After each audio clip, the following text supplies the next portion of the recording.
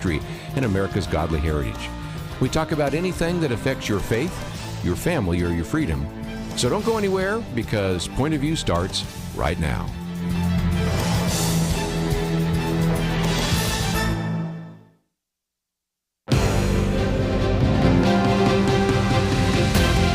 Across America, live, this is Point of View.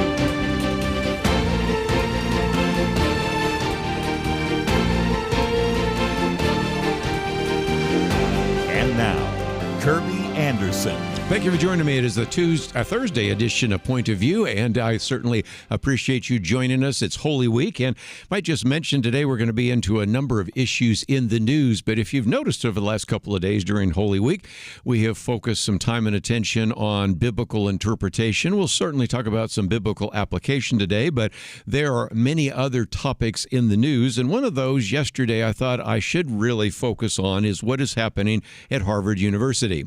I think I chose wisely because I was at another venue and somebody said, "Are you going to talk about what's going on with Harvard University?" I said, "Well, that's my first article." And then I, in addition to some of the articles I've posted from the editors of, National Review, Jonah Goldberg, Rebecca Downs, also one from Matt Taibbi, all sorts of other things have begun surfacing at the same time. So for the first half hour, let's talk about that for just a minute.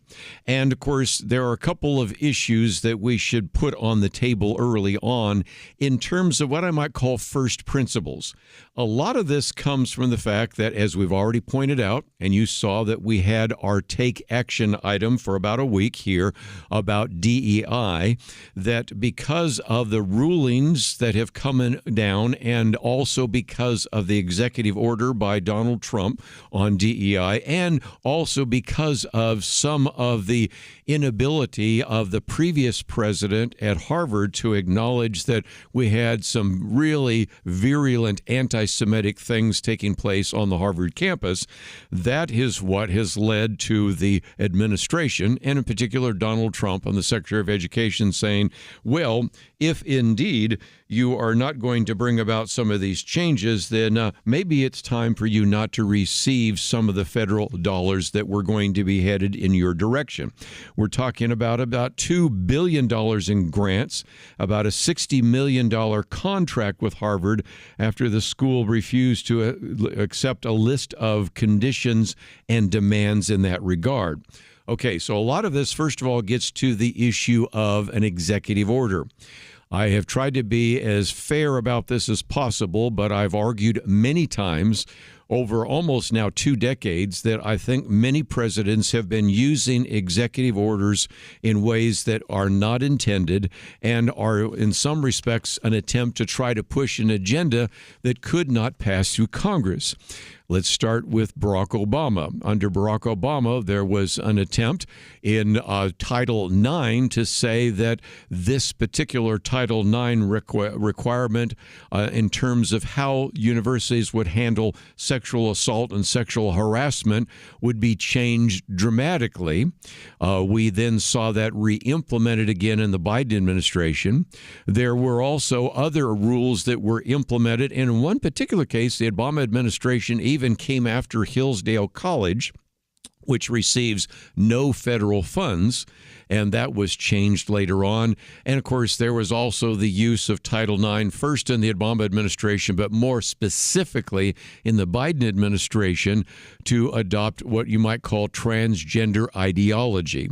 So in the first administration of Donald Trump, he said, well, if it's good enough for you to use executive orders, I'm going to use executive orders as well. And then, of course, as I've just been implying, many of those executive orders were used by Joe Biden. In every particular case, these have been attempts to try to push an agenda which, if put before Congress, probably would not have passed. Would Congress have said, you know, we really need to completely rewrite Title IX in order to then promote transgender philosophy? And you know what the answer is to that. That would not have happened. So this was an attempt using an executive order to try to bypass what would never be passed in Congress. Which brings us back to not the particular action item we have today, but if you click on the button that says See More Action Alerts, the one before that was on the issue of DEI, because our argument was that if indeed you're going to require some of these mandates that are going to be removed, some of these programs that need to be shut down, the best way to do that is to actually have that pass the House, pass the Senate, and be signed by the president. That's how we do things in this country, or at least that's how we used to do those in this country. And so you have seen now that the attempt by the Trump administration was first to come after Columbia University, and that was to address some of the problems with anti-Semitism. By the way, I'm beginning to read a little bit more about some of these anti-Semitic actions and have been a little bit appalled, and some of that has not been well presented. But there's a very good piece, and I didn't post this one. I did post the one by the editors of the National Review and also one by Rebecca Downs in just a minute. But there's one by Jonah Goldberg coming out today that's pointing out something very significant, and that is if you don't take a long-term horizon, what was used by the Obama administration and now by the Trump administration could certainly be used in a future administration. And so he raises a very good question, because there is also now the idea of getting rid of the tax-exempt status, say, of Harvard or something like that. That could have a very difficult and devastating impact on Christian universities, on charities, on religious hospitals, and the rest. And as he points out, this in no small part on the personal opposition of what Harvard teaches, but what will be the principal objection to President Alexandria Ocasio-Cortez or Elizabeth Warren when the eye of Mordor swings rightward? And you could begin to see how that is a real concern. And so the title of the piece by Jonah Goldberg is Precedent Trump. And that, of course, brings us to something else. This argument that maybe Harvard, because it is classified as a tax-exempt status, as one that already is benefiting tremendously by having just an unbelievably large endowment. And that endowment, of course, is more than $50 billion.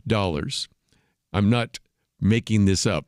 $50.7 billion. In some respects, if the Harvard University received no federal funds, they could fund that institution for a long, long time, for decades, with an endowment of $50 billion.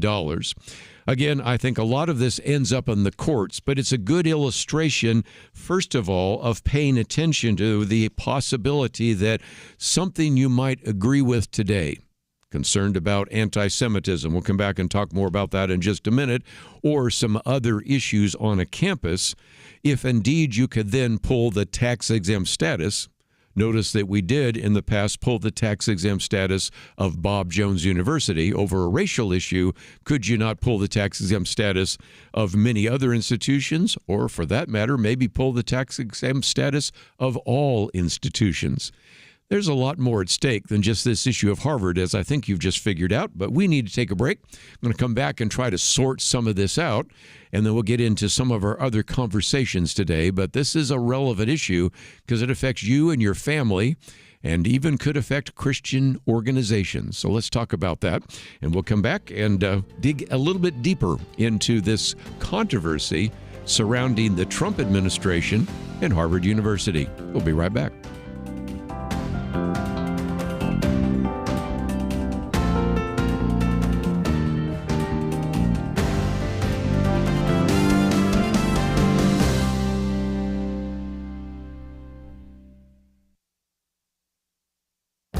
This is Viewpoints with Kerby Anderson.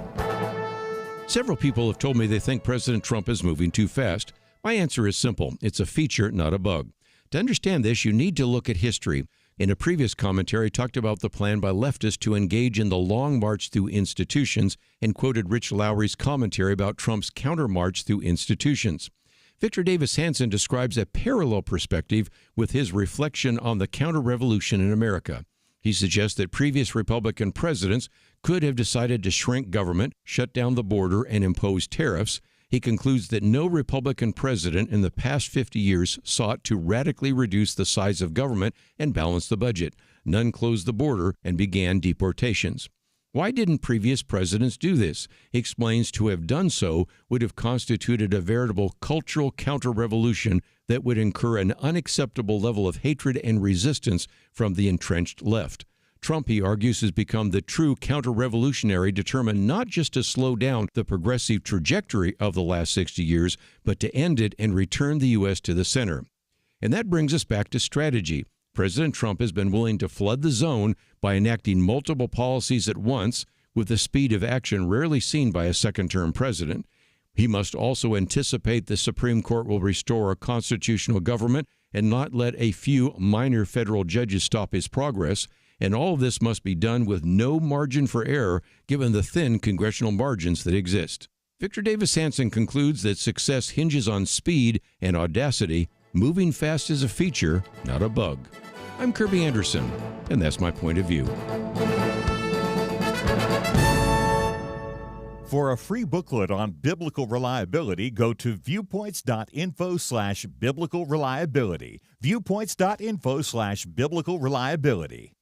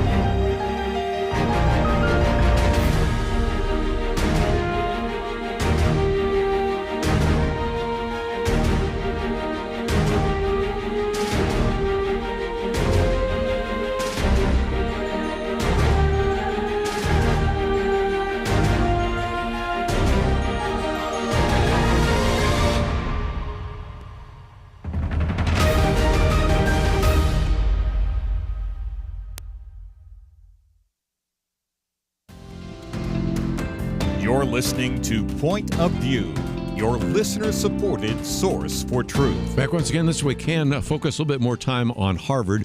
We have to, of course, go to Columbia first, because that's when there was an argument made by the Trump administration that Columbia had allowed what you might call anti-Semitism to run riot on campus. And the facts were pretty easy to address there. I'm going to come back to that issue because there's another related issue, and that is the Supreme Court basically ruled that using race discrimination in admissions is not allowable. And that, I think, should be pretty uncontroversial, but apparently it was not. And you have seen that this has been an issue that has surfaced as well. So one has to do with DEI, a second has to do with anti-Semitism, and a third has to do with the issue of using race in admissions. And the Harvard president, Alan Garber, promised to fight, declaring, this is the words of Alan Garber, no government, regardless of which party is in power, should dictate what private universities can teach, whom they can admit and hire, in which areas of study and inquiry they can pursue. And again, first of all, I love the line for the editors. We wish universities discovered this principle earlier, but there is a point in which if that was being said by, say, a university in the South during Jim Crow, we'd go, sorry, we do have some rules, laws, and Supreme Court decisions in that regard. But just the other day on CNN, Scott Jennings was again being put on the spot for the fact that the administration was dealing with what's going on there at Harvard. And he said someone has to stop it for them until Donald Trump came along and his administration decided to connect federal funds to stamping out the scourge of anti-Semitism on these campuses. Nobody was willing to stand up. And so it does seem to me that there is sort of a broader issue here, and some of that simply comes back to what is allowable and what is not allowable, and whether or not a university has the ability financially to fend off the federal government. And so there is another, if you will, foundational principle, one which I've already illustrated, that is, I think presidents, including this one, are using executive orders in ways that should not be intended. You might say, well, what should executive orders be for? Well, in the past, an executive order was sometimes to provide some clarification. For example, if there was a question about jurisdiction, maybe the Department of Interior said, we have jurisdiction over this land, but the Department of Agriculture said, well, yeah, but that land is also agricultural land. We have jurisdiction over it. It would be to clarify within the administration jurisdiction. Or in the case of a Supreme Court precedent, we're going to get to that next hour when we get to the issue of deportation. Sometimes the Supreme Court doesn't render a very accurate decision, or, and this happens too often, the federal government, when the House and the Senate pass a particular law, there's too much ambiguity there, and so that ambiguity needs to be cleared up by a cabinet officer. As I've said before, if you ever take the time to read through, for example, the Affordable Care Act or others, you will see time and time again it says, as the Secretary of Health and Human Services shall determine. Well, sometimes the Secretary of Health and Human Services might have determined something that isn't within the spirit of what was being communicated in the legislative material. So obviously a president has to sign an executive order to clarify that. That's very different, though, as you have heard me already say, in which whether it was Barack Obama or certainly Joe Biden saying, Title IX, when it talks about sex, it really means sexual orientation. When it talks about sex, it really means transgenderism. No, it doesn't. And yet, again, you have a situation in which the president has signed an executive order ending DEI, wanting to end the idea of anti-discrimination, as well as the preference that might be given to race based upon a Supreme Court case. But the university, Harvard University, is saying, well, we just have enough money. It's just really not an issue for us. We will be willing to defend ourselves in court. We have the financial resources to do so, since we have more than $50 billion in endowment, and so that's where we are. So again, some of this has to do with anti-Semitism. Some of it has to do with, of course, DEI. Some of it has to do with race-based admissions, and you put all of that together and you begin to have one very large controversy. One other point that I thought I would add that you probably won't hear in the mainstream media, this comes from Haley Strack. I didn't post it, but you can find it very well. You have the American Association of University Professors, and this is an association of individuals who are in faculty on about 500 campuses, and they sent an email to their network asking members to identify university board members who are defunding higher education by supporting, advocating, or profiting from Trump-Musk policies. Again, that'd be Donald Trump and Elon Musk policies. And they have a plan to put together what are called maps of conflict of interest, and putting together a spreadsheet of board members who are agreeing with the Trump administration. And then the plan, as best as I can determine here, would be to target some of those board members and even harass them, because this battle that has unfolded between first Trump administration and Columbia, now Trump administration and Harvard, certainly is going to head in other directions as well. So as we have seen in almost any other case, whether it was DOGE or deportation or tariffs, there's always a pushback, and that's the latest pushback as well. According to this article, Open the Books, which is a particular website that gives you some information about some of these grants that have been given to the American Association of University Professors. One of the largest gifts, almost $1 million, has been from Portland State University, then Kent State University, then Eastern Michigan University, and a variety of others. And so, again, their goal, and this, again, is the plan, is to, quote, interrupt the political agenda of individual trustees, and that's all coinciding with something that is happening today, which is the National Day of Action for Higher Education, which takes place on April 17th. So you will, again, see a lot of back and forth on these issues for some time. And as I pointed out just a few minutes ago, this actually turns out to be a little broader than I think many of us might have anticipated, because if there is a serious attempt to actually change the tax-exempt status of Harvard, I don't think it's going to happen, but let's walk down that road for just a minute. We could begin to see how that could affect other institutions as well. We are then at this time might be talking about, anything from Christian universities. We might be talking about ministries. We might be talking about churches. We might be talking about religious hospitals and the rest. And so even though people say it's probably unlikely anything like that would happen, I do remind you that the tax-exempt status was pulled from a university back in the 1980s, so it's certainly without precedent, and we'll see how this unfolds in the next couple of weeks. Let's, if we can, take a break. When we come back, we're going to talk about a book by David Swanson, Plundered, The Tangled Roots of Racial and Environmental Injustice. But let me, before we talk about that, say that our action item today has to do with the SAVE Act. And if you're not familiar with the SAVE Act, we've got information about that. It is a piece of legislation that did pass the House of Representatives and now is gone to the Senate. And so if you'd like to know a little bit more about it, we have a suggested letter that you can modify any way that you might want to do so, and to, again, let your elected representatives, both in the Senate right now, since it has already passed the House, know how you stand on that issue.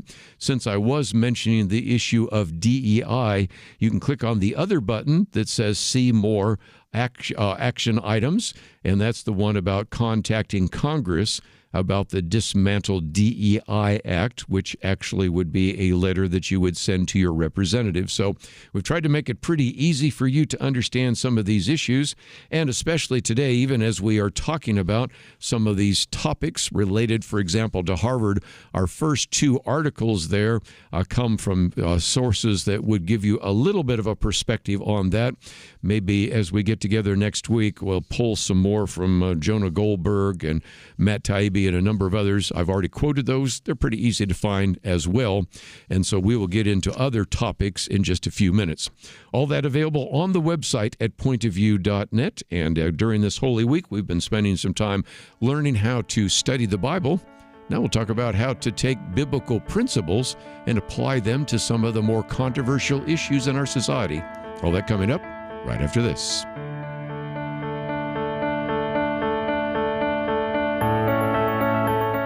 It almost seems like we live in a different world from many people in positions of authority. They say men can be women and women men. People are prosecuted differently or not at all, depending on their politics. Criminals are more valued and rewarded than law-abiding citizens. It's so overwhelming, so demoralizing. You feel like giving up. But we can't. We shouldn't. We must not. As Winston Churchill said to Britain in the darkest days of World War II, never give in, never give in, never, never, never, never yield to force, never yield to the apparently overwhelming might of the enemy. And that's what we say to you today. This is not a time to give in, but to step up and join Point of View in providing clarity in the chaos. We can't do it alone, but together, with God's help, we will overcome the darkness. Invest in biblical clarity today at pointofview.net or call 1-800-347-5151.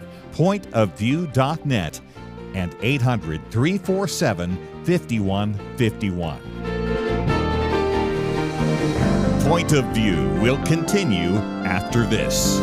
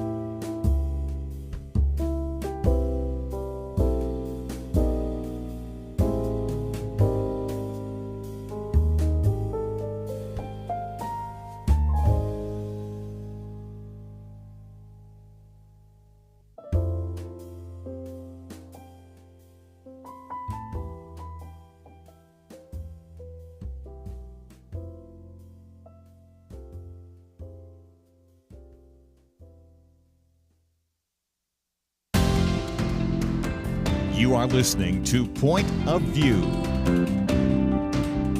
The opinions expressed on Point of View do not necessarily reflect the views of the management or staff of this station. And now, here again is Kerby Anderson. Back once again, we're going to spend some time now talking about the book Plundered, The Tangled Roots of Racial and Environmental Injustice. The author is Pastor David Swanson, founding pastor of the New Community Covenant Church, and he and his family live on the south side of Chicago. Also, the founder and CEO of the New Community Outreach. Might also mention that he is the author of Rediscipling the White Church and this book, Plundered. He is the former director of church planting for the Evangelical Covenant Church. Matter of fact, I used to go to an Evangelical Covenant Church when I was in graduate school.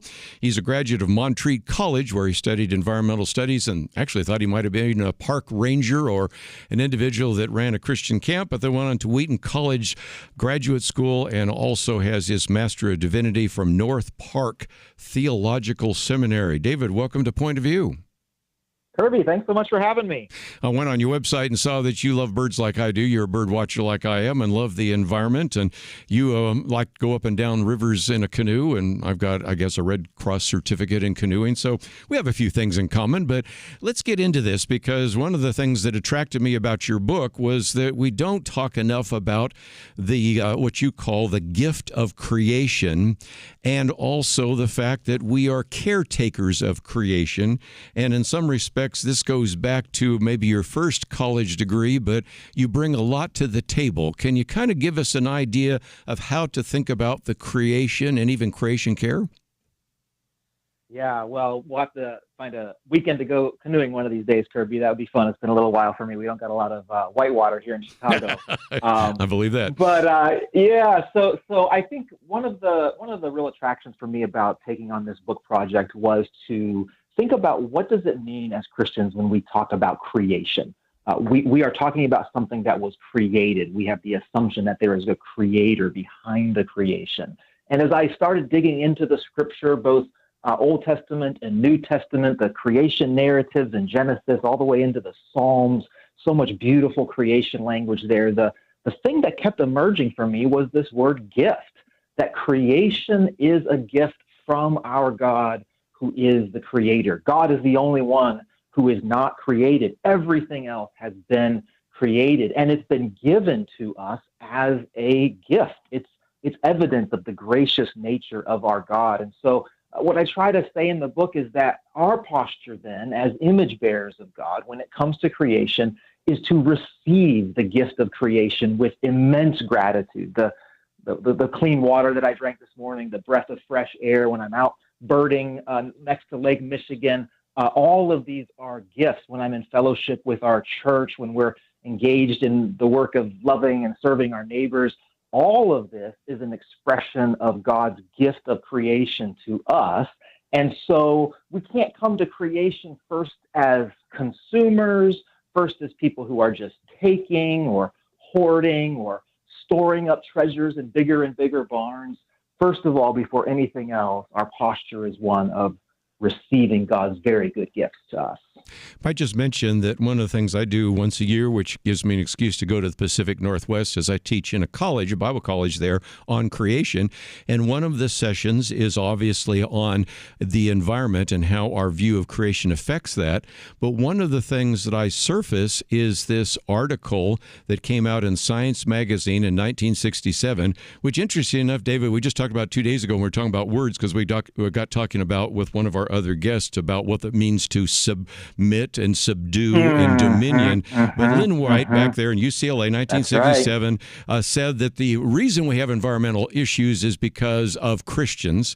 And I was very much involved in the environmental movement back when the first environmental handbook came out in 1970.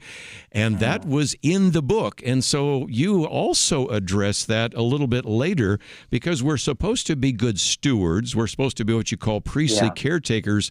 But the world says the reason we've got environmental degradation is because of you Christians. How do you respond? And that is exactly what Lynn White said. I mean, he doesn't say one of the reasons or, part of the problem. He says, he lays the issue of environmental degradation squarely at the feet of Christians and says, your religion, your faith, your understanding of God is one which causes you to have to dominate and exploit and extract from the natural world. And I mean, look, I think as Christians, we have to be reflective enough and humble enough to say there have been times in our lives Sure. that we have lived that way. We begin with our own confession as Christian people, right?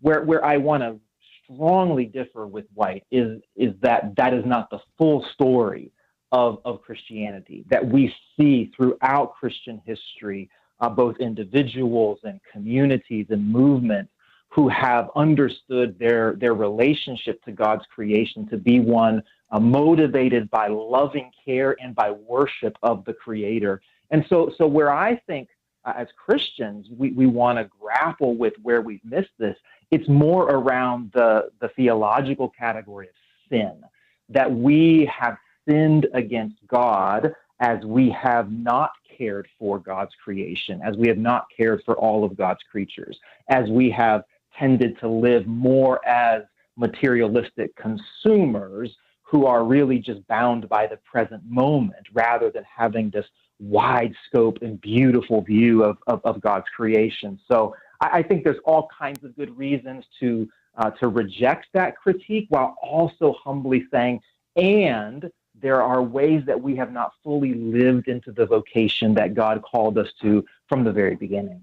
Well, and that kind of brings us to the next point, because in the book you talk about how sometimes when you get involved in some of these discussions, people say, oh, you're one of those environmentalists. And one of the statistics I've used many times is the Au Institute, which has been looking at this, concluded years ago that interest in the environment and church attendance were inversely created, put another way, correlated. And that is, the more likely you were to be in church and to hear sermons, the less likely you are to be concerned about the environment.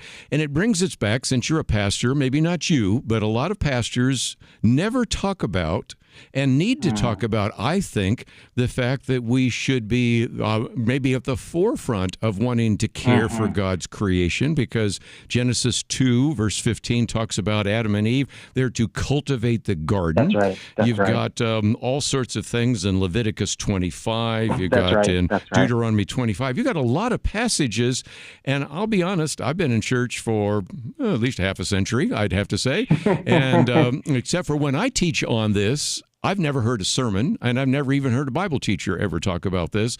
And I think that kind of gets back to the root of your problem, doesn't it? I think that's right. And Kerby, I'd be curious to know your perspective on that, why we have been so silent there. I can give, my perspective. I think there can be some theological things that influence this, that particularly in evangelicalism, we have a strong emphasis on salvation. Good. Let's not lose that. We want to see people give their lives to Jesus, to follow Jesus with their whole hearts.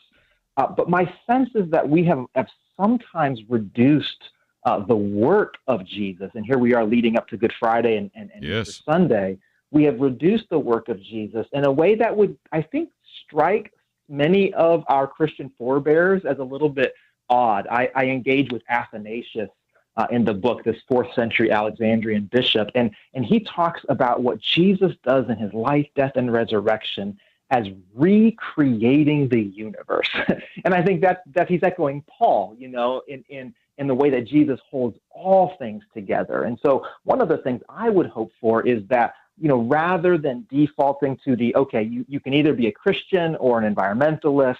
No, as Christians, our view of Jesus and what Jesus accomplished on the cross is so big that we cannot help but see the lordship of Jesus over all of creation, and then see all of the ways that we get to participate in that as his representative caretakers in the world, ushering all of creation to worship its creator. I hope that we can start to see these things more seamlessly woven together rather than having to pick or choose.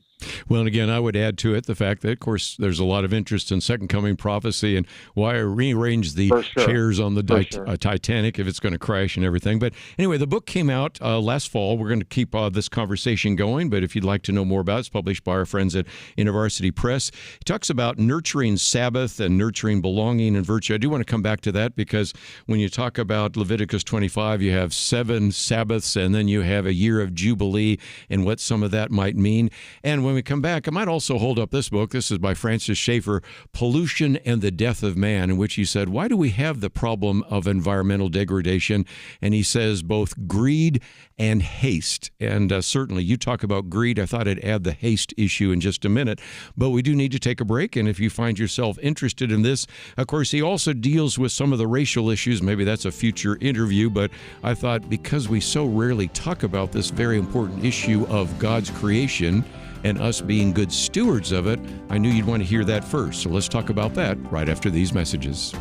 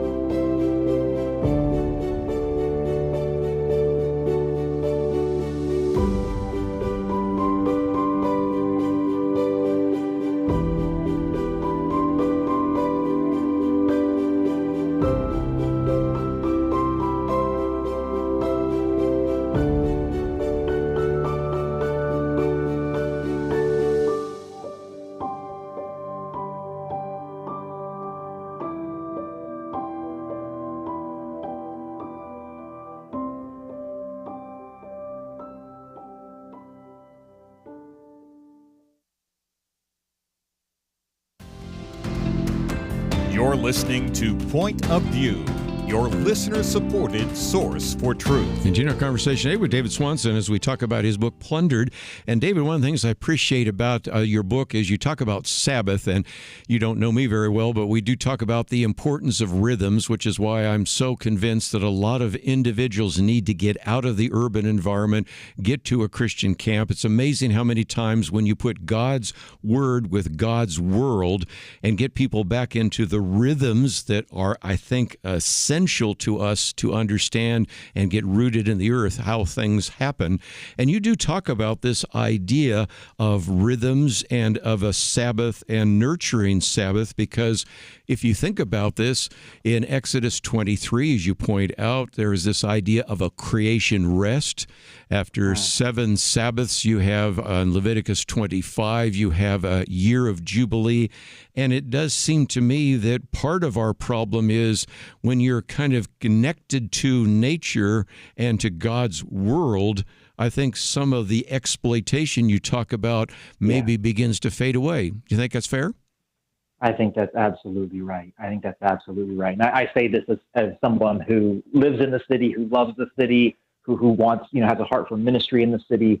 I recognize, though, that the more you are surrounded by the built environment, the less connected you are to the natural rhythms that God has built into creation. From the very beginning, God rests. God inhabits the sanctuary of creation. Right on that first day of rest, there's something about that rhythm of good work and then worshipful rest that seems to be woven through all of creation. Jesus declares himself the Lord of the Sabbath. And so when we get out of step with that, when we lose track of the fact that only God is God, and when we live as though we don't need that worshipful rest, when we don't need those times of gratitude for all of the good things that God has done for us, we're living in an inhumane manner, which leads to all kinds of trouble that we could spend hours listing out here. So there is something so important wherever it is that we live, that we're finding ways, if it's a retreat, if it's going to a camp. For me, it's that my pastor's Sabbath is on Tuesday, 2, 3, 4 hours. You'll find me wandering around Jackson Park, looking at the trees, looking at the birds. My heart, my soul needs that to remember who I am and who the giver of all the good things in my life actually is. It's not me. It's not my striving. It's not my clawing after more. It's the good creator God who provides. Yes. I did read about your rest is on Tuesday, which a lot of pastors is on Monday or sometimes it's on Friday, but that was intriguing to me as well. Let me come back to this idea because Francis Schaeffer in his book, A Christian View of Ecology, and that of course came out many, many decades ago, but he talked about we have the problem of pollution because of greed, and you do talk about that quite a bit in the book, and of course even apply that to some of the racial issues. But he also says, hey, haste, and that idea of haste got me thinking about the fact that there are people that have a, if you will, a low time preference and a high time preference. We live in America right now where it's got this high time preference. We got to get it done right now. We got to do it right now.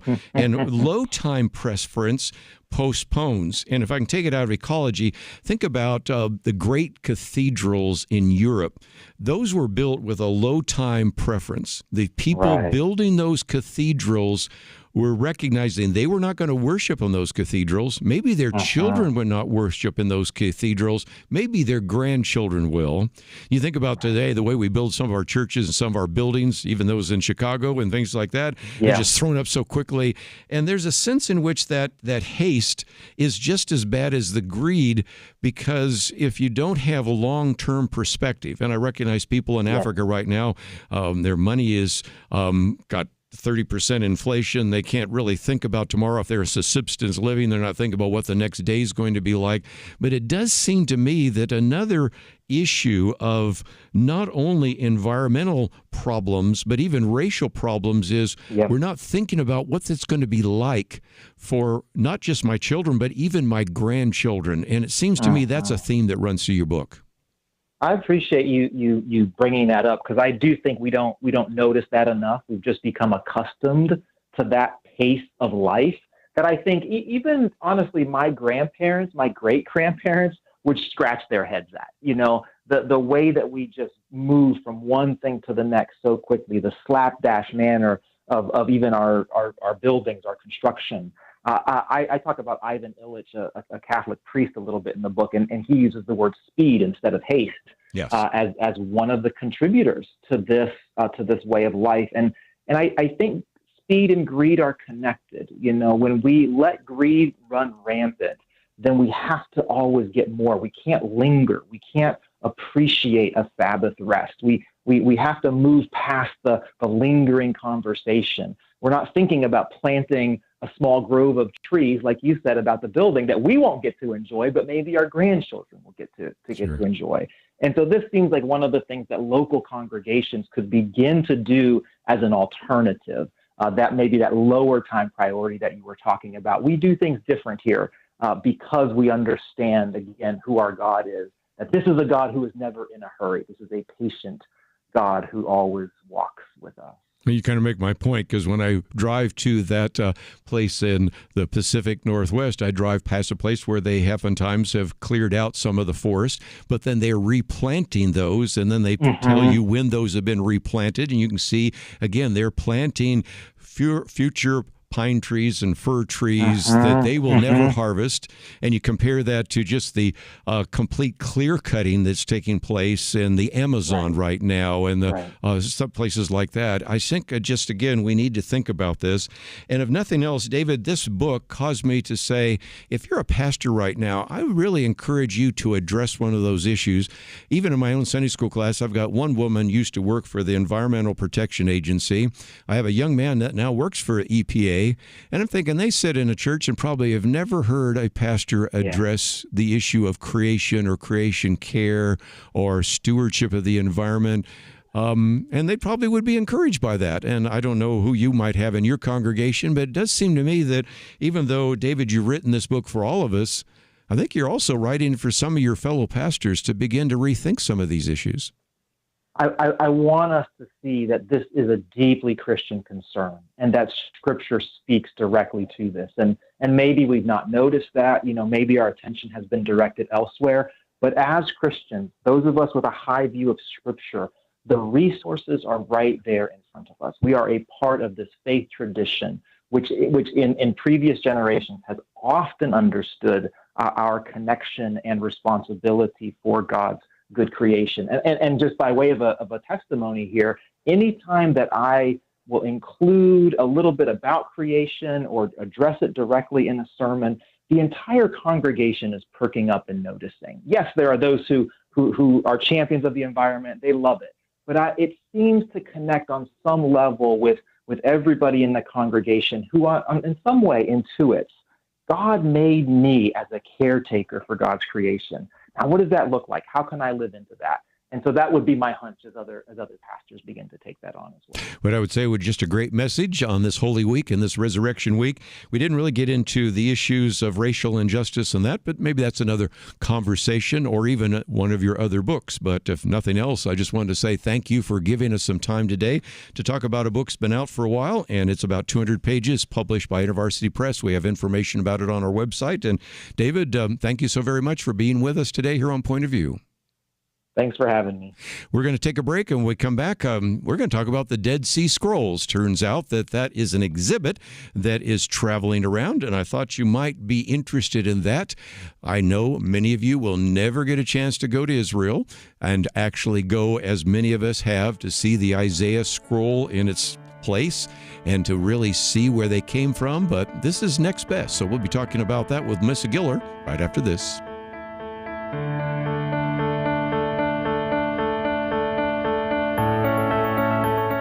The Bible tells us not to worry, and yet there is a lot of worrying stuff in our world today. Thankfully, the Bible doesn't stop at telling us not to worry. God gives us a next step. He says we need to pray. But sometimes even knowing what to pray can be difficult. And that is why Point of View has relaunched our Pray for America movement, a series of weekly emails to guide you in prayer for our nation. Each week, you'll receive a brief update about a current issue affecting Americans, along with a written prayer that you can easily share with others. We'll also include a short free resource for you in each email so you can learn more about the issue at hand. Will you commit to pray for America?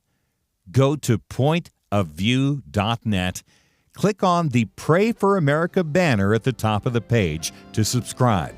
Again, that's pointofview.net. Click on the Pray for America banner. Let's pray together for God to make a difference in America. Point of View will continue after this.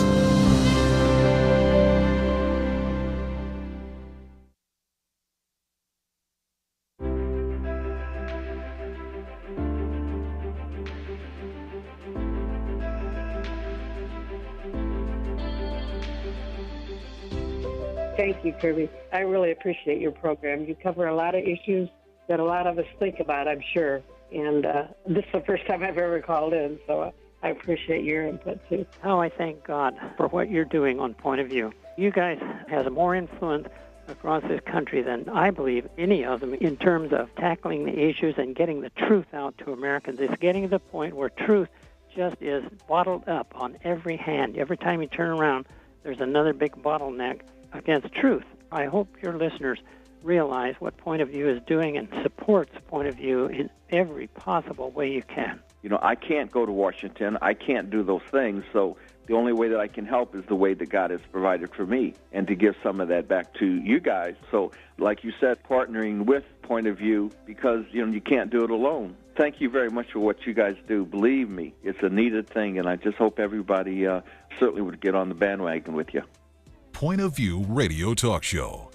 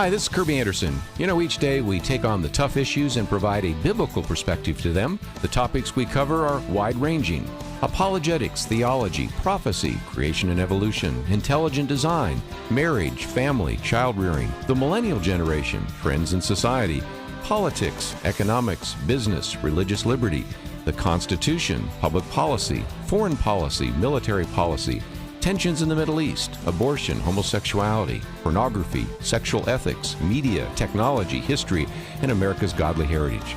We talk about anything that affects your faith, your family, or your freedom. So don't go anywhere, because Point of View continues right now.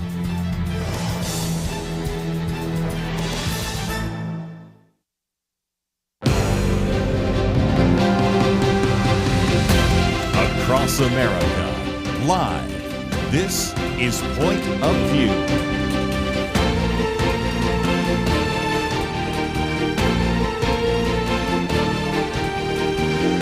And now, Kerby Anderson. Second hour today, we're going to spend some time talking about two of my favorite things. First of all, I've been to most of the presidential libraries over the years, and I'd have to say my most favorite one is the Ronald Reagan Library in Simi Valley. Number two, of course, we love to talk about archaeology, and every time we've taken some of you over to Israel, we go to, of course, where the Qumran caves are, where the Dead Sea Scrolls were found. We take you to, of course, the exhibit. You get to see the Isaiah Scroll and a number of other things. And this comes together because for some time at the Ronald Reagan Presidential Library is a special exhibit of the Dead Sea Scrolls, which include much more than that, because we'll also be talking about the Magdala Stone. We actually take people there where that's been found. We take people to Masada, a number of others. So we're going to talk about that with Melissa Giller. She is the Chief Marketing Officer for the Ronald Reagan Presidential Foundation and Institute. She has been playing a key role in securing major exhibitions in those at the Ronald Reagan Library, and has a bachelor's degree from UC Santa Barbara and a master's degree from Pepperdine. So, Melissa, welcome to Point of View. Thank you so much for having me. Talk about how you were able to secure this, because in some respects you've got a couple of originals, and that is you have also the Ten Commandments scroll. Very few people have seen that, and so that's just another opportunity for people, if they can make their way to the library, to see some things that probably you never see anywhere else. Yeah, you're exactly right. So we've been working with the Israel Antiquities Authority since 2019 to bring this exhibition to the Reagan Library. The exhibition had gone on rest. They were getting ready to send it back out, and they were finally ready in 2024. We were fortunate enough to be their first venue of this new tour. We are also the only location on the West Coast, and actually one of their venues had backed out, and they asked us if we would consider taking the exhibition for a little bit longer to make it easier for them. And we agreed, but we said, you know, if we take it longer, is there something you could do for us maybe midway through the run to make the exhibition even that much more spectacular? And not only did they deliver, they came through with providing us with what you just said, the Ten Commandments scroll. This scroll has never been in California. It hasn't been in the United States for 13 years. It can only be in the light for 2 weeks out of every 2 years. So although the bigger exhibition is here through September 2nd, the Ten Commandments scroll is only here through April 24th. Yes. Well, again, I wanted to mention that for our California listeners, and we broadcast all over the country. And, of course, one of the things I would encourage you to do is, first of all, go to the website. We have a link there to reaganlibrary.gov and all of the exhibits that are there, which are fascinating. And so it gives you a sense of that. But if you happen to be traveling, because it will be there till September of this year, while you take the kids to Disneyland or SeaWorld, maybe you should drive up to Simi Valley and see these exhibits as well, or be on alert, because I did see years ago a Dead Seas exhibit here in Dallas, and so there may be other opportunities. But let's, if we can, talk about all the different highlights, because as we pointed out, it's one thing just to see the Dead Sea Scrolls, but you have so many things, including, as I mentioned, the Magdala Stone, the Sea of Galilee boat, the Psalm Scroll, of some of the objects from Masada. So kind of take us through what is in the exhibit. Yeah, and it sounds like you've been there and you've taken listeners there, which is so incredible. a lot of these items like the Magdala Stone or the Sea of Galilee boat have never left Israel before. So for people like you who have been fortunate enough to go to Israel, to go to these sites, to go to the museum, you may have seen them. But if you can't travel there or haven't traveled there, this exhibition is really a way to do it. As you know, the Magdala Stone found in the city of Magdala, named for Mary Magdalene. It's a just stunning stonework piece of furniture that they believe held the Torah scrolls in the Second Temple. On the carvings of the stone is the oldest known carving of a 7-branch menorah known to exist, so it makes it quite remarkable. The Sea of Galilee boat, found in 1986. There was a huge drought. The water had receded, and as the water was receding in the Sea of Galilee, they found this boat. It took them years to sort of take it out of the water for it to dry out, and then through carbon dating, they were able to prove that the boat was actually used by fishermen on the Sea of Galilee the exact same time that Jesus was a fisherman on the Sea of Galilee. Now, the boat itself is too fragile to travel, so they've taken some wood fragments from the boat, and that's traveling. And then my favorite artifact for those who can't go to Jerusalem or haven't been to Jerusalem, this exhibition is touring with a real 2-ton piece of the Western Wall, and it's not covered, so people are encouraged to touch it.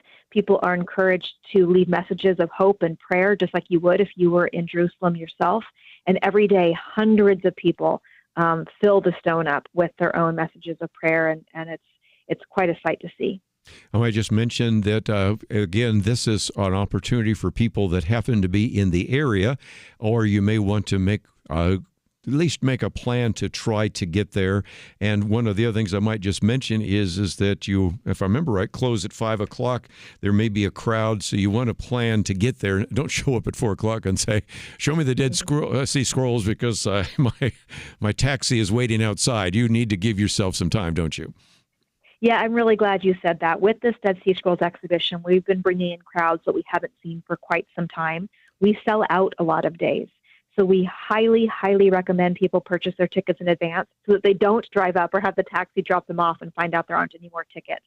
And it's just really easy at reaganlibrary.com. You can pre-purchase your tickets for any day, but especially with this exhibition, it's really highly advised. I'm going to take a break, but I thought when we come back, we might talk about a few of the other artifacts.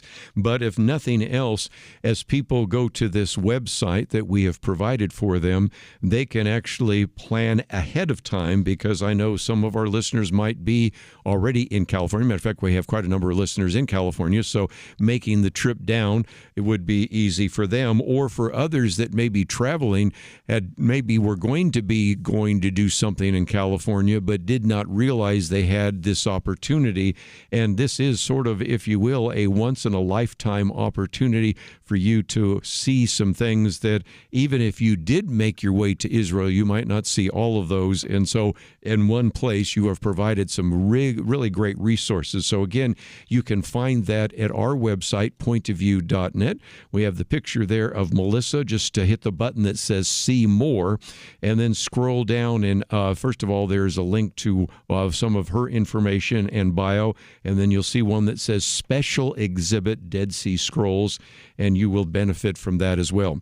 Let me come back and I'll talk a little bit more about the significance of a few of those, and Melissa, I'll let you get on in just a minute, but I just thought we might mention just a few of the other resources that are there. And even if you can't ever make it to the Reagan Library, we thought we'd just use this as a great opportunity to educate you about one of the most significant finds, maybe the most significant find of the 20th century, and it was found in just a really kind of bizarre sort of way. A young boy was just trying to figure out where this particular lamb was, and throws some rocks up in one of the caves, thinking that if he heard some noise that he would climb up into the cave and hears a pink, and at that point said, "What is that?" and goes up and finds the beginnings of what have been found over many years, what are called the Dead Sea Scrolls. We'll come back and talk more about what that means and how that really reinforces your Christian faith. All that coming up right after this.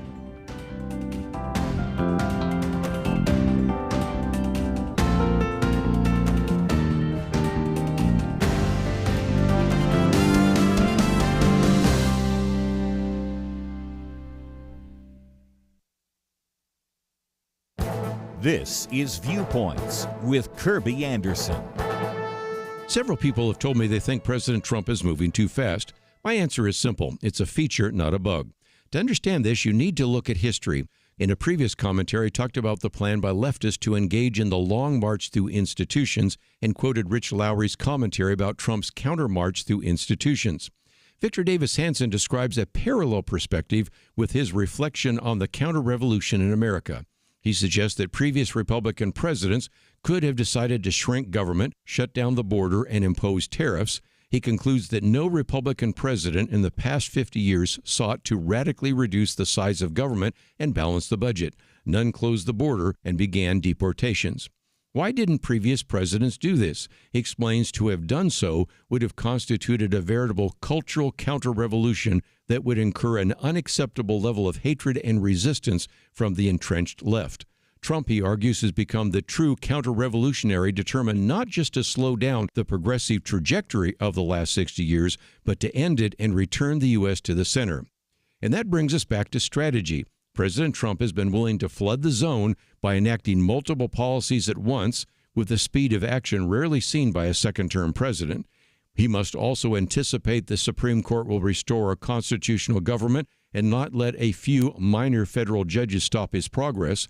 And all of this must be done with no margin for error, given the thin congressional margins that exist. Victor Davis Hanson concludes that success hinges on speed and audacity. Moving fast is a feature, not a bug. I'm Kerby Anderson, and that's my point of view. For a free booklet on biblical reliability, go to viewpoints.info/biblical reliability. Viewpoints.info/biblical reliability.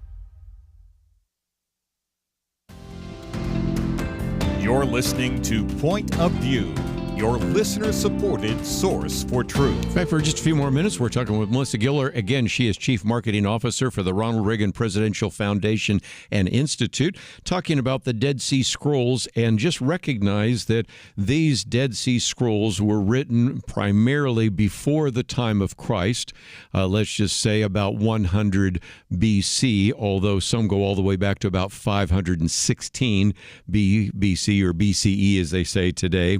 The first manuscripts we had of the Old Testament were about around 900 to 1000 AD. These were the Masoretic scrolls. And so for the first time, you had the ability to see how accurate was the transmission from the Old Testament into the church age. And so now you had a chance to see what kind of changes might have taken place as they were making copies of copies of copies of copies of copies.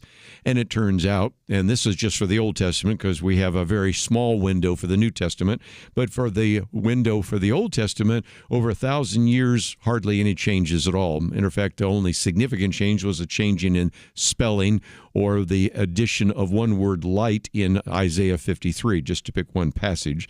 And so again, it shows that we had a very careful transmission of God's Word from especially the Old Testament, and that's one of the benefits.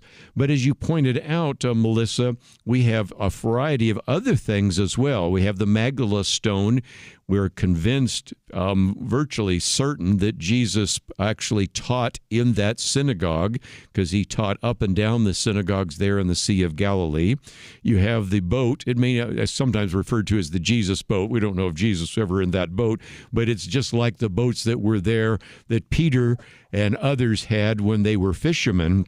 But you also have objects, for example, the Psalm scroll. You have ossuaries. After a person would die, after a year, they would take the bones and put them in these receptacles or ossuaries. And you even have objects from Masada, which is that fortress overlooking the Dead Sea. And that was a place for one of the final battles between the Romans and the Jews. So there is just a lot to see at your exhibit, and it's just one great opportunity that will only be sort of a once-in-a-lifetime opportunity for people to travel to California and get to see that. Yeah, I mean, you're a great salesperson for the exhibit. Thank you. One of the things I did want to point out is that because the scrolls, right, they've survived 2,000 years, they want to make sure they survive 2,000 more, if not longer than that. So there are very specific restrictions on the scrolls themselves. So the scrolls we have can only be in the light for 3 months every 5 years. So as such, we opened with the Great Psalm Scroll and 7 others. But in the end of February, the Israel Antiquities Authority came out, took those 8 scrolls away, gave us 8 more.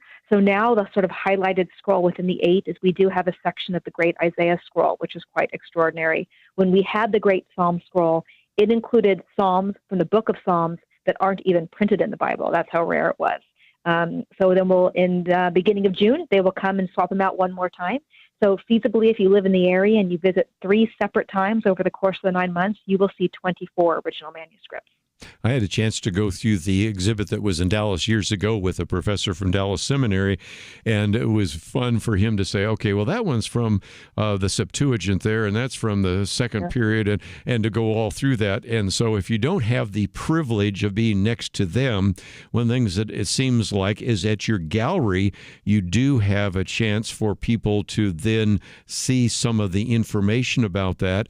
And it's been interesting that with some of the analysis that we've been able to do with imaging techniques, even advanced computer techniques, we've been able to, for some of the scrolls that you could not physically unroll because they'd crack up, been able to read those even though they're still rolled. So some of the modern technology of the 21st century is allowing us to read some things that come from about the 1st century BC.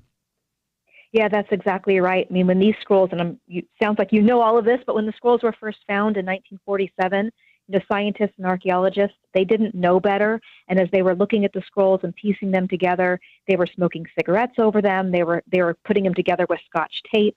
And the members of the Israeli Antiquities Authority told us, more damage was done in those first about 10, 15 years of discovering the scrolls than the 2,000 years they had been preserved in the caves.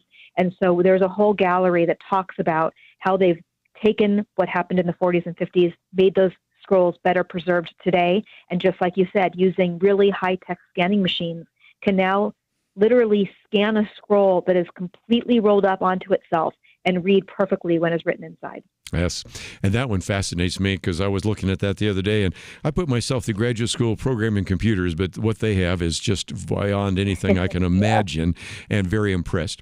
Just before I let you go, let's again talk about the fact that we do have a link there.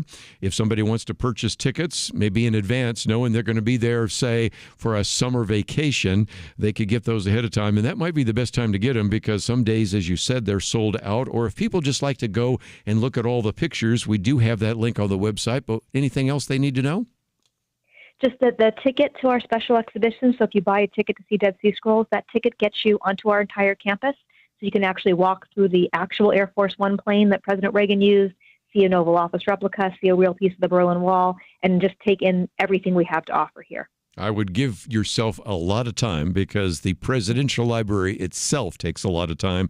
To add that to it is pretty significant. So, Melissa, thank you for letting us know about that. And as I find out more about maybe where this might travel elsewhere, we'll talk about it again. But, Melissa, thank you for what you do there at the Reagan Presidential Foundation and Institute.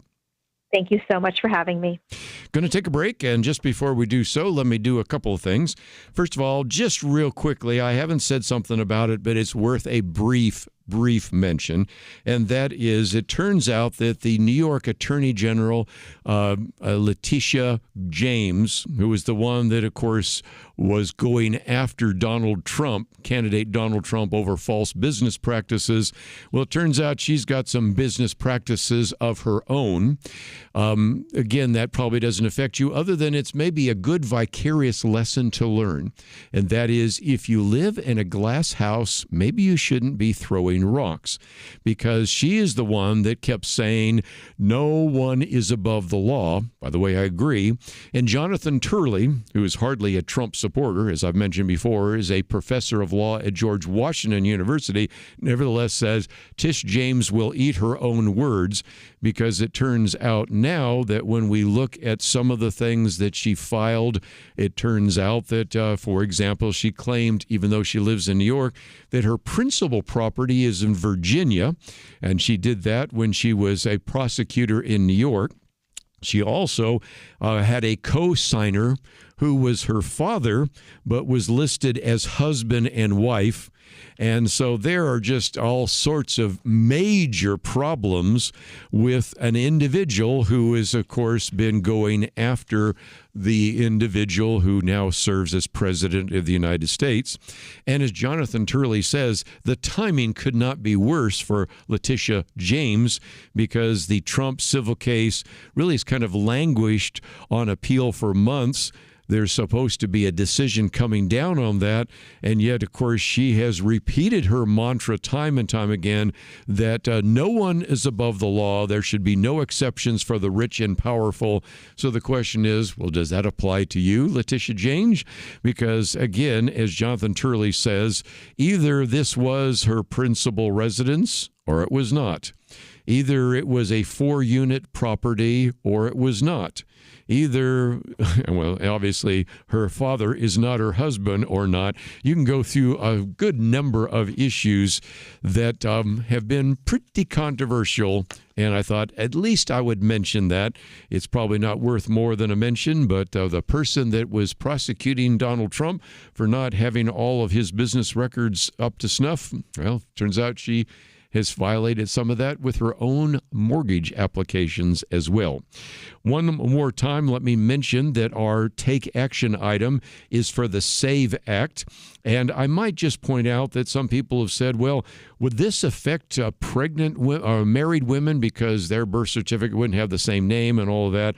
Well, the person that put forward the SAVE Act, Chip Roy, we can have him on the program, but I've gone out and found some really good fact-checking that says a lot of the scare tactics being used right now to try to keep individuals in the U.S. Senate for voting for the SAVE Act probably are not very valid. But I think the bigger principle is, should we stop illegal immigrants from voting in federal elections? Chip Roy, who was the original sponsor, said there would be all sorts of provisions for states to come up with different ways for people to validate what they are going to do. But nevertheless, the real issue is, do we actually believe that only citizens of the country should be allowed to vote? And so we give you that opportunity to express that opinion that you might want to give to your 2 United States senators. We'll come back with some final comments right after this.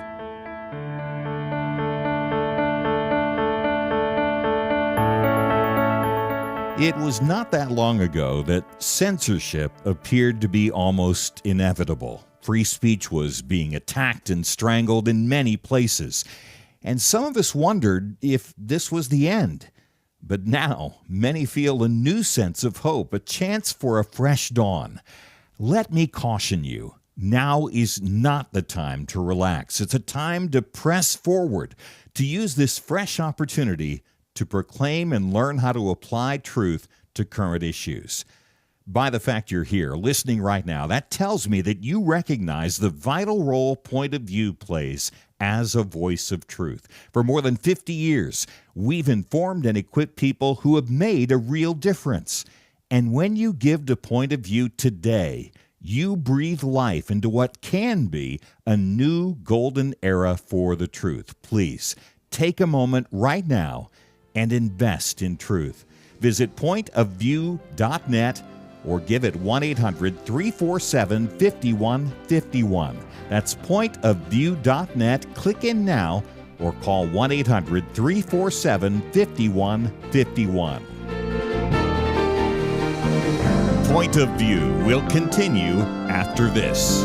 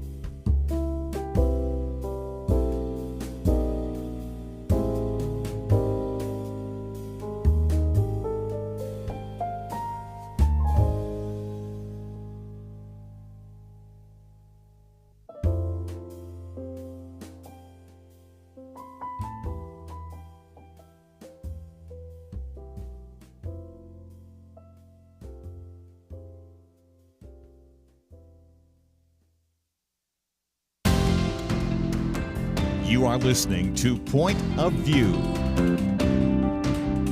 The opinions expressed on Point of View do not necessarily reflect the views of the management or staff of this station.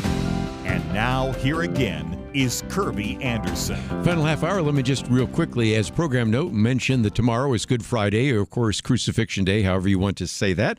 And as a result, we will be playing a tape. It'll be Robert Morgan in the first hour, Paul Metzger, in the second hour. I know Bruce Metzger, but it's Paul Metzger, and I think you will appreciate that. And then we'll be back again, getting into some issues. Monday, I know, is a Millennial Roundtable, and then I know we have a number of guests. John Kasich on Tuesday. It's going to be a great week next week, and so we will get into that as well. As I've traveled around, and I'll be in California in a couple of weeks. We were just in Illinois, and when we've been in Michigan, and we've been in Georgia, and we've been in South Carolina, just to mention a few, Alabama, Mississippi. When I've traveled around, one of the comments I do get with some regularity is, I appreciate you bringing us some positive news.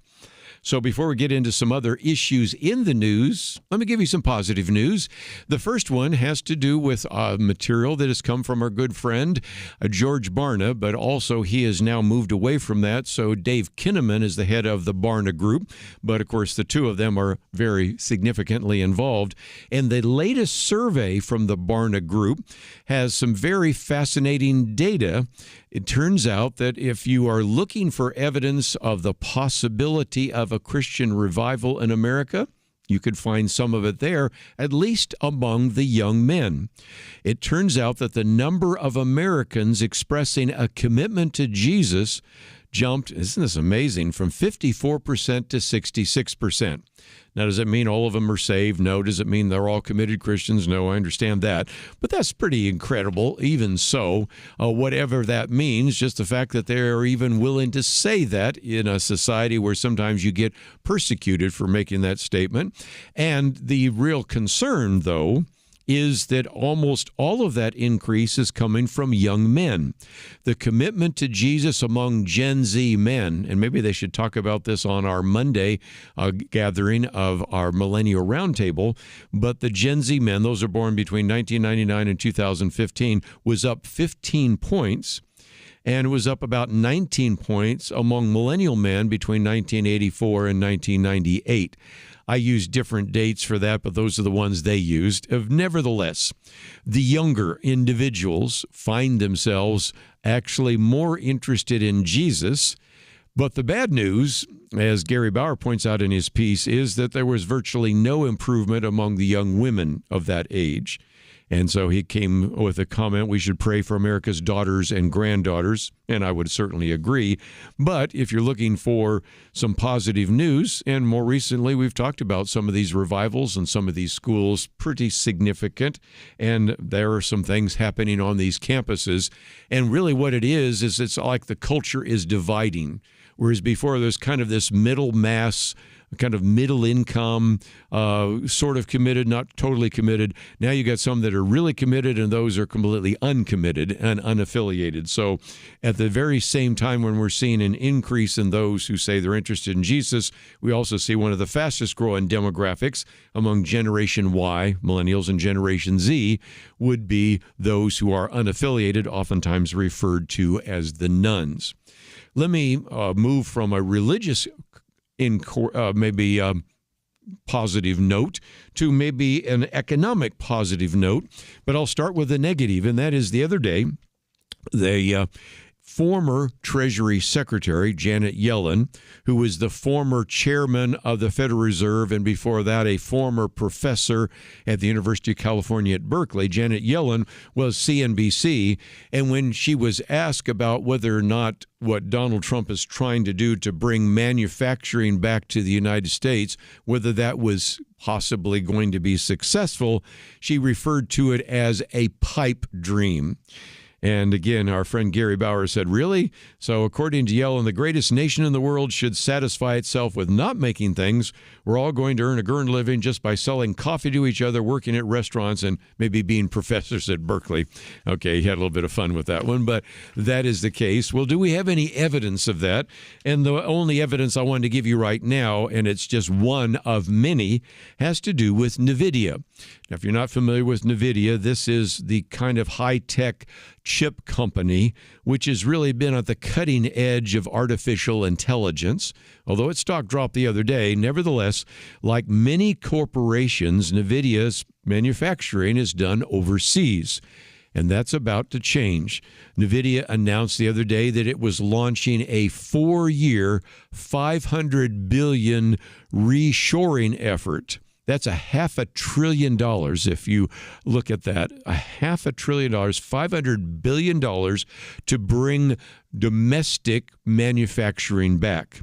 Now, I do, as I go home, drive past Texas Instruments, and as sometimes I go into Oklahoma past another Texas Instrument plant where they make chips in this country. But sadly, a lot of those chips are made, guess where? In Taiwan, which is not good. And so the company decided that it wanted to produce its AI superconductor chips here in the United States. They already have been manufacturing what are called Blackwell chips. These are kind of the latest generation of AI chips. They've been manufacturing those in Phoenix, Arizona. Now they're going to build more manufacturing plants in Dallas and in Houston. And interestingly enough, in their statement, this is what NVIDIA said, quote, President Donald Trump has made U.S.-based chip manufacturing a priority as part of his relentless pursuit of an American manufacturing renaissance, and is paying off. They went on to say onshoring these industries is good for the American worker, good for the American economy, and good for American national security. The best is yet to come. So if you're looking for a few positives, maybe one religious, one economic, there's just a few that I thought we would add to the list. Let's get back to at least the 2 articles I've posted for the end of the program here today. The one comes from Matt Vespa, and it has to do, of course, with this individual, Abrigo Garcia. As you may know, this is an individual that was living in Maryland. You've probably been following the story, so we haven't talked about it a great deal. But if nothing else, he was deported back to his home country of El Salvador. For some reason, the Democratic Party has thought that this is a really important issue and a winning issue. So you have, of course, your senator from Maryland that flew down to El Salvador, coming back empty-handed, of course. And the argument is made that he's just a father. Well, first of all, he married the woman he got pregnant, and then because he married it, was then seeking asylum here. But the argument is he's just a nice father from Maryland. And this is why so many individuals, and you've probably seen the press secretary, you've probably seen the president, you've probably seen Stephen Miller, you've probably seen even Marco Rubio say that. But this article I thought would be helpful because this one comes from Tricia McLaughlin. You probably haven't heard of her and haven't heard what she had to say. She's the Assistant Secretary for Public Affairs in the Department of Homeland Security. And again, just talks about this desperate attempt to try to make him just a father in Maryland rather than an individual who is a member of MS-13. Well, again, she goes through and brings, like they say, the receipts, brings you the facts. 2 immigration judges who found Garcia to be a member of MS-13. These were Democratic appointed ones, so it's not like they are really necessarily favorable to the Trump administration. Again, she went through some of the other facts, and at one point where there was a back and forth between her and Jay O'Brien of ABC News, she finally just said, look, I can do this all day, Jay. He's a member of MS-13. I don't think you want him to be your neighbor. I sure wouldn't as well. And so if you wanted some of the documentation, I wanted to give that to you. And there is more where that comes from because, after all, he was wearing gang paraphernalia. He was wearing an MS-13 jacket. Of course, the argument is, well, how do we know he's MS-13? Well, they don't issue, membership cards, but it was real obvious who he was hanging with. And individuals on numerous occasions all said he's MS-13. The argument being made is, yes, but the federal judge says he can be deported, but he can't be deported to El Salvador because the argument would be that he might face a threat from other gangs. Well, he's in a prison where probably those gangs aren't going to be able to get to him. But nevertheless, this is a story which I'm afraid we're going to be hearing for a long, long time. And when we come back from the break, I thought just real quickly, I would tell you another story of a person that, again, has not necessarily been well documented in the press. This one comes from Matt O'Brien, who is a columnist with the Washington Times, and spends some time pointing out that the way in which this was covered was not very accurate. And so he has written a column for the Washington Times. He also is the director of investigations at the Immigration Reform Law Institute, also a co-host of a podcast on a number of other things, and really just helps you understand that just because you read it in the Washington Post, the New York Times, frankly, even if you heard it here on radio, check it out. Because once you start checking it out, you'll find out sometimes they left out some really important and key facts. We'll talk about that right after this.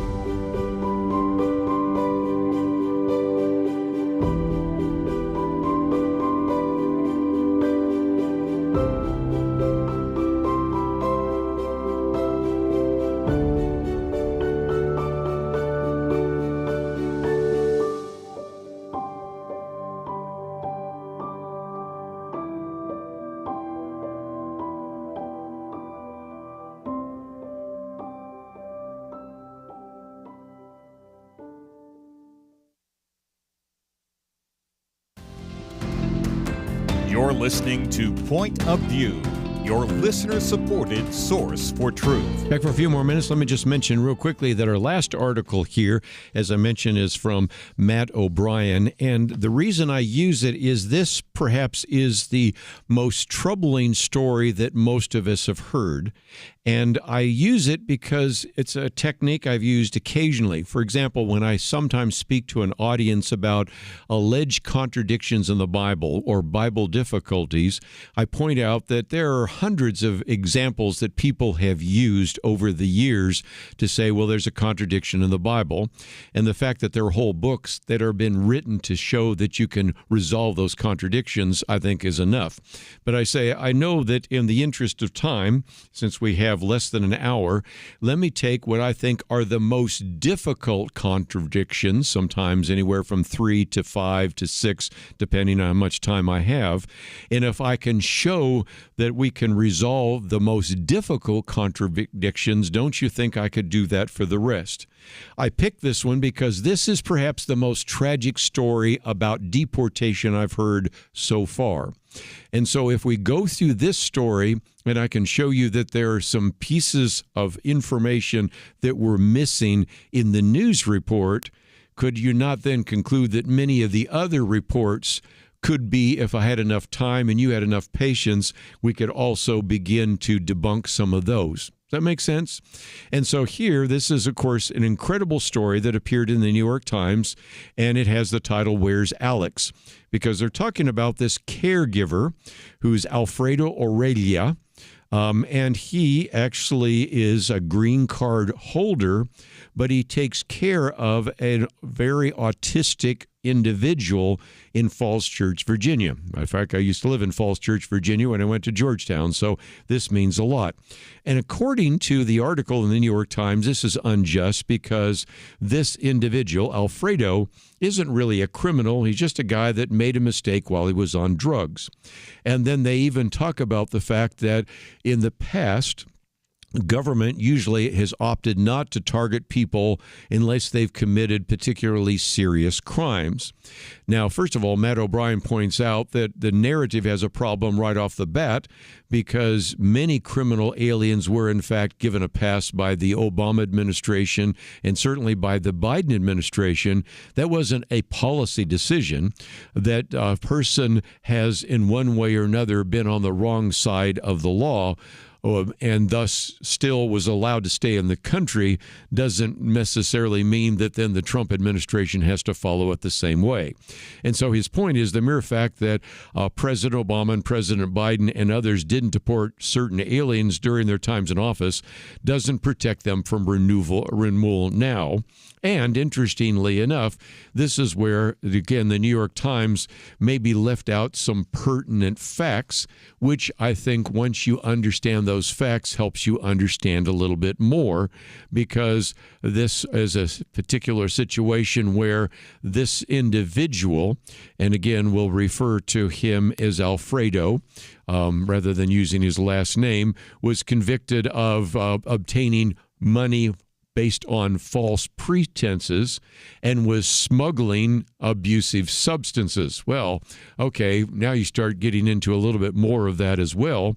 And even as this particular story in the New Times acknowledges, under immigration law, what he was charged with, according to the Virginia Code Section 18-2-178, constitutes a crime, but it also, and this is the other part which is left out, involves what's called moral turpitude.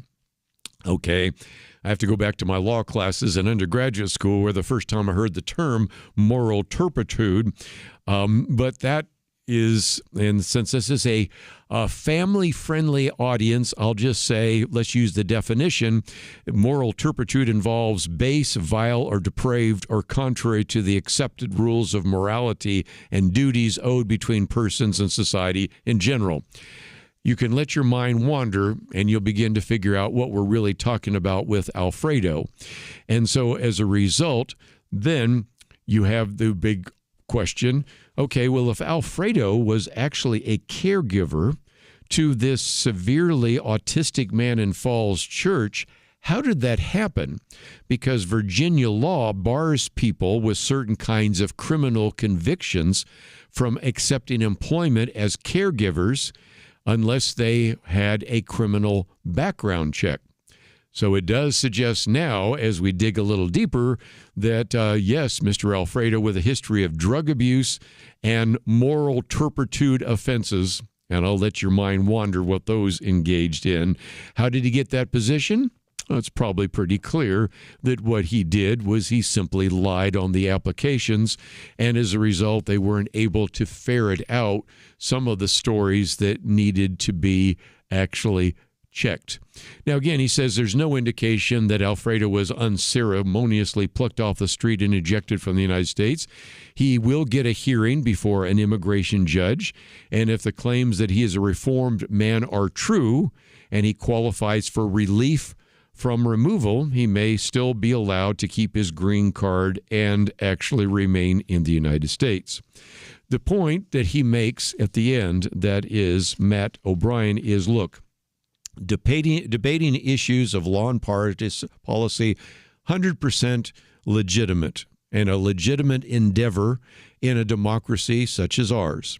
However, when it comes to immigration, the American media seem to be sometimes trying to bend over backwards to try to deceive the public and portray, as he says, Donald Trump as a bigot and a tyrant, and that the Trump administration has not actually applied the law faithfully, when it appears that they have been trying to apply the immigration and naturalization and nationality law in the same way that has been applied since President Dwight Eisenhower.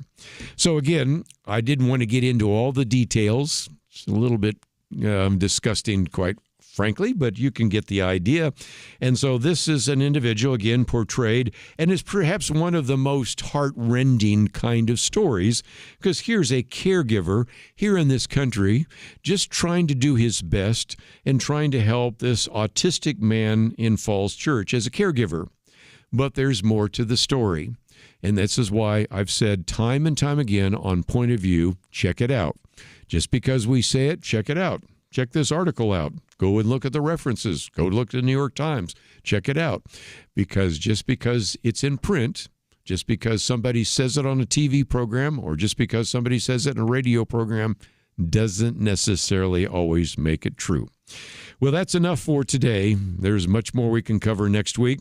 My commentary today on counter-revolution, I would encourage you to read. The one tomorrow on cultural issues is one I've mentioned before, but it reminds us that some of the biggest issues we will have to address aren't political, they're cultural, and as we said just a few minutes ago, spiritual. But let me end with one of those traditional greetings that have been used in the Western Church. He is risen. He is risen indeed. That has been one of the great traditional explanations and responses that are used in church after church, and it goes all the way back, of course, to the Bible. In Luke 24, verse 34, various translations say simply the same thing. The Lord has risen indeed and appeared to Simon. And that is indeed the way the church has so often talked about Resurrection Sunday. So this Sunday, if your church, perhaps they say, He is risen, and you in response say, it is risen indeed. You can go all the way back to even the translation in the Latin Vulgate in AD 400 to find some of the basis for that belief as well. And it's part of the Western Church, part of the Orthodox Church, and certain you need to say on Sunday. Hope you have a great Resurrection Day. And we certainly encourage you to find the material at Point of View. See you back here on Monday right here on Point of View. At Point of View, we believe there is power in prayer. And that is why we have relaunched our Pray for America campaign, a series of weekly emails to unite Americans in prayer for our nation. Imagine if hundreds of thousands of Americans started praying intentionally together on a weekly basis. You can help make that a reality by subscribing to our Pray for America emails. Just go to pointofview.net and click on the Pray for America banner that's right there on the homepage. Each week you'll receive a brief news update, a specific prayer guide, and a free resource to equip you in further action. We encourage you to not only pray with us each week, but to share these prayers and the resources with others in your life. Join the movement today. Visit pointofview.net and click on the banner Pray for America right there at the top. That's pointofview.net. pointofview.net. Let's pray together for God to make a difference in our land. Point of View is produced by Point of View Ministries.